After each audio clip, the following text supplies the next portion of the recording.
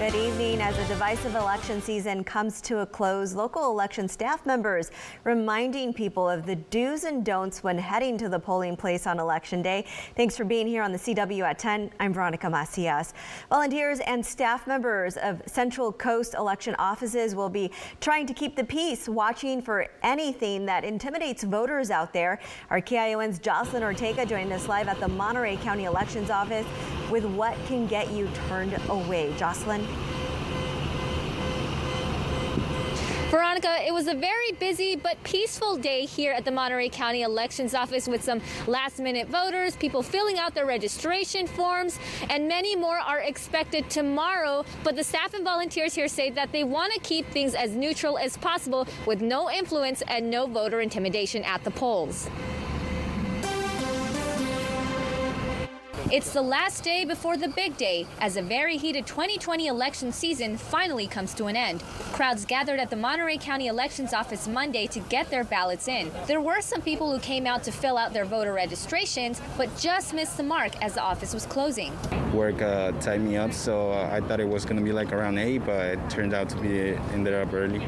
With political tensions both nationally and locally, there were some folks out here who said they fear there could be a wave of civil unrest.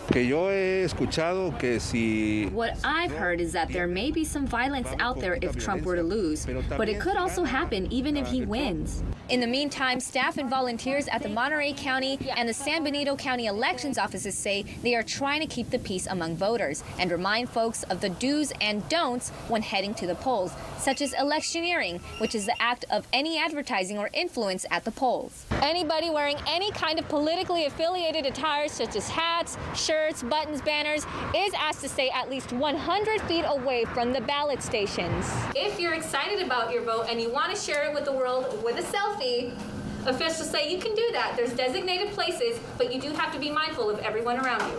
If you're showing up to fill out your registration, officials say be sure to have your ID and your Social Security handy.